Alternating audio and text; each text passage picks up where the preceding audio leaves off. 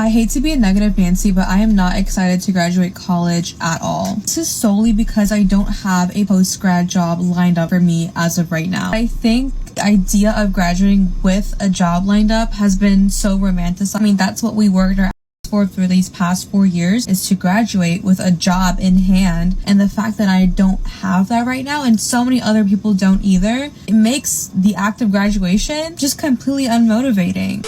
It gets annoying, but I need to make money. I need a job. Jamison Marshall began applying to jobs in the fall. He sent out at least 60 applications to only hear back from a handful. He started a new tactic on his job hunt. They're not going to see just a resume online. Call them. Let them remember some sort of something. Once you start doing it, you call somewhere, they're not going to be mean to you. And the job hunt is still on for Gianna Ronaldo too. She's only heard back from 3 jobs out of the more than 70 applications she sent in. I took some steps and I paid someone to go over my resume and redo it. I'm hoping that helped. It's definitely just I don't have the experience needed, even with all the internship. So one thing I did not hear them talk about in this clip is what these students' majors were. Are they high school graduates or college graduates? College graduates. So yeah, they didn't talk about what their major was. If you're not majoring in STEM, and nowadays I'll even go as far as to say is if you're not majoring in STEM, specifically something that's not computer science, because computer science is experiencing a whole level of computer science is not what it used to be. It used to be a guaranteed thing, not so much anymore. So if you're not doing STEM, you're pretty much cooked, in my opinion. If you're doing anything that's liberal arts, don't go to college for that. And I don't want to crap on anybody's degree. If you did art, if you did history, if you did studies of some culture, if you did anything that's not a hard science or finance or something like that, you're pretty much cooking yourself. Even with experience, you might be cooking yourself. So that's why I want to know more about what their majors are. It's taking a lot of time for everybody, but especially for folks that are going to school for things that just employers don't care about. Yeah, I mean, there are things in the past that never made money. So in 2025, they're definitely not making money. I actually think this clip is quite hilarious. So whoever edited this needs a raise. Okay, so one thing I'm going to say is that the news never fails to make someone look dumb. In this clip that we just watched, the guy mentioned, I started a new strategy, pretty much just calling people, which is something that everybody's done for the longest time, right? So back in the day, what would you do? You would get an application, you would handwrite it, and then you would call the job and say, hey, I'm interested, or you would go down to the job. I just think it's funny how they're trying to rephrase it he's trying something new, it's brand new, it's never been done. But yeah, I mean, I think that's a necessary step. Will you reach the company now? Most likely not. And that's just because a lot of these companies have pretty much taken the direct number and kind of sent it to call centers. So a lot of times you're not even reaching the actual center, you're reaching a call center. But yeah, I mean, I commend them. It was hard when I graduated from college, so I mean, I definitely get the struggle. Can someone make this whole getting a job after college make sense? I'm graduating from Texas A&M University with a really high GPA. I've had an internship, I've had jobs, I have a lot of social media experience, I've worked with brands, I'm pretty broad, I've done so much. I've been involved, I've worked my way through college. I'm graduating with honors, and I've applied to over 100 jobs and I can't get anything. And it's not like I'm applying for one specific kind of job. I'm going broad. And I had a couple interviews on Thursday, and I thought it went well. My personality is great for sales, right? I've got the good GPA, I've got the work ethic, I've got it all right, but I cannot get a job to save my life. Spending $8,000 a semester to go to a very good school, to not even be able to get a job once I graduate, I have nothing lined up. And it's really overwhelming because it's what am I supposed to do? And I'm not being stingy saying, oh, I'm only applying to certain jobs with certain salaries. No, I'm really trying to be broad. I just don't get it. What's wrong? Is it something with me? Because I'm going to tell you for a fact, whatever job hires me won't regret it. I have a work ethic like no other. I bought a brand new car at 19 because I wanted it so bad. I have worked hard for everything I've ever wanted in my life. I don't let rejection, I don't let failure, I don't let any of that stop me.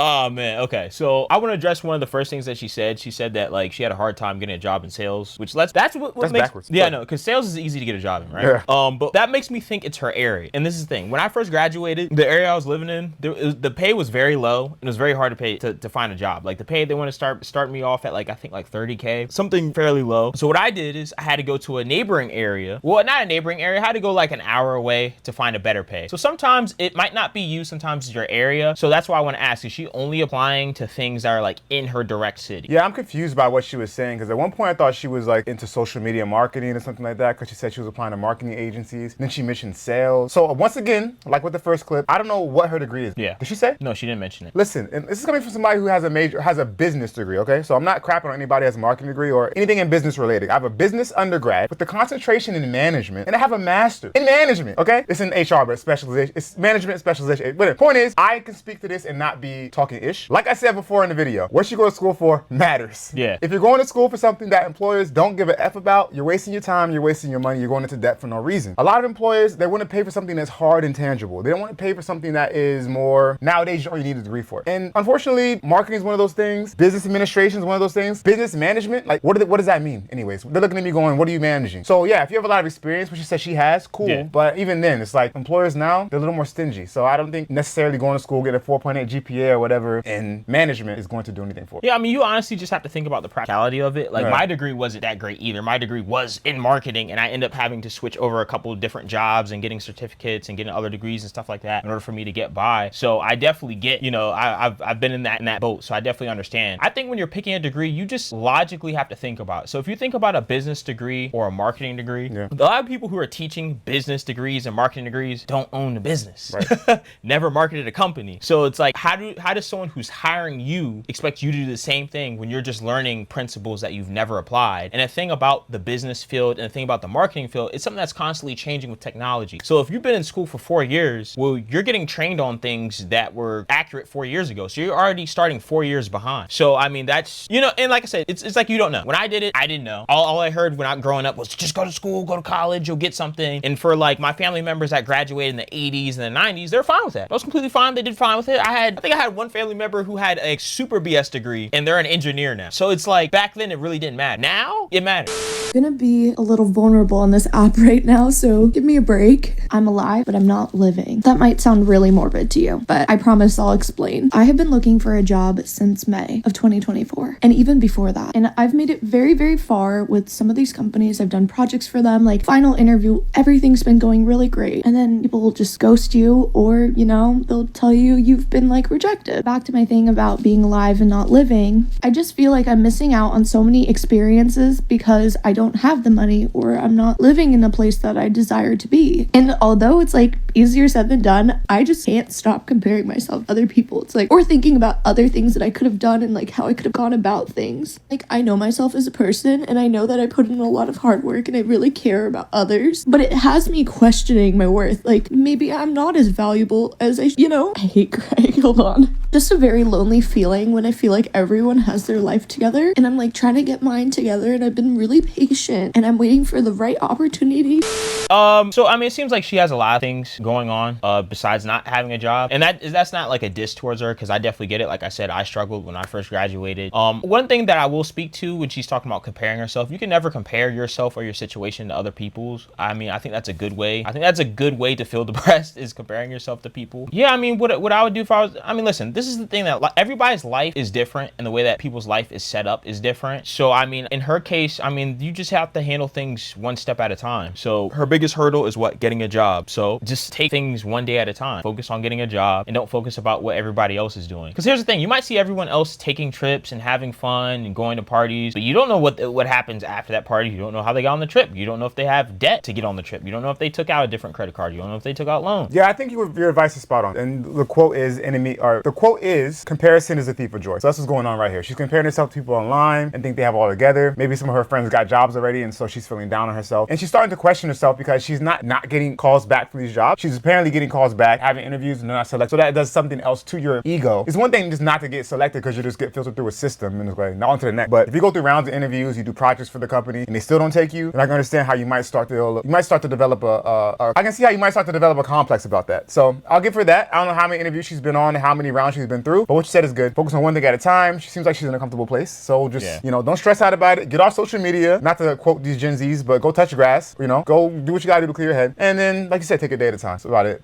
And one thing I'll say again, not to beat a dead horse to death, because this horse is dead. I don't know what she said her major was in. She didn't mention it, but it matters. Just saying, guys. So if you're not in college yet and you're thinking about going to college, like you said, do it from a practical standpoint, not from a, oh, this sounds fun standpoint. Yeah. This sounds cool. I'm interested in Civil War history. That's all cool. Read those books. Go to the library. Read those books. You know what I mean? Watch some movies, but don't get a degree in it, because you're going to be broke when you're done. No offense to those people getting. And you gotta also think about some of the positivities that come around. You have to think about some of the positivities that come along with today's age, right? So let's say back in the day, right, you weren't able to find a job right after college. You'd have to go out there and apply. You'd even have to work at Wendy's or Burger King to get by. What's our equivalent to that? You can do Order Up, you can do Uber, and that's a job that won't reject you as long as you have a car. So if she has a car, she can do that in the meantime. I'm not saying it's the most luxurious thing. I'm not saying that's going to make her happy, but I'm just saying that she can use it to get by. She can use it, the money that she can use from that, she can use to get someone to help her out with a resume. Maybe, you know what, if I were her to do, you know what I would do if I was her? I would hire someone to do mock interviews, because there's a chance that she's probably doing something that's really off during the interviews if she's end up getting rejected that many times.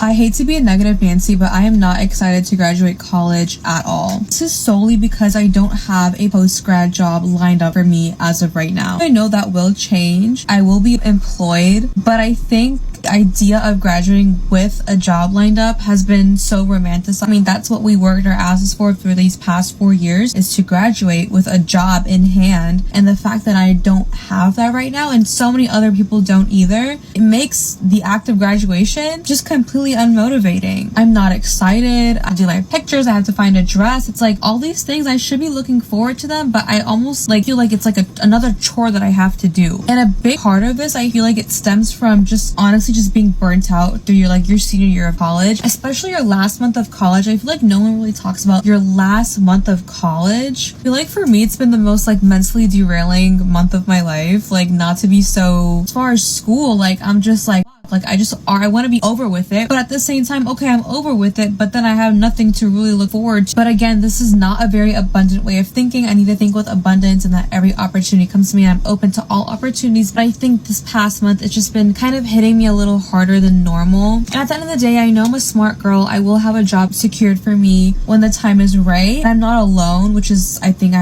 Yo, the title of this is hilarious. Yeah. Graduated to unemployment. No, I mean, I definitely feel that. When I first graduated, I had a job lined up for a startup business, but the business actually ended up closing. I think it was a year after I graduated, it ended up closing. I didn't end up taking the offer anyway. I wanted something different. I wanted to go in a different direction. But one of the things that really helped me was actually knowing people. Because one of the things that I did when I was in college, I had a lot of different study groups when I had something going on. If it was a test that was hard. So I remember I had to take accounting. That was pretty hard. So then I ended up having a study group for that. So I was able to reach out to some of the people in the study group and get a job right after college. So yeah, listen, I understand where you're coming from 1000%. When I first graduated college, I had no idea what I was gonna do. Again, business degree, graduated, it's done. Senioritis was hitting me in full effect. Plus I switched my major part of the way through, so I had to take extra classes during the summer. I was burnt out. Graduated, now what? Early 20s, no one taught me how to do it the right way. Son of immigrant parents. And I don't wanna make it sound like, I don't wanna go into this whole privilege of certain people, but there's something to be said about it. And not just of the way you look, but also just your culture, your socioeconomic upbringing. Because when you're raised in a certain environment, you get taught certain lessons, you give certain doors open to you that others don't get. And I'm not trying to say that I'm making excuses, because I'm fine now. But anyways,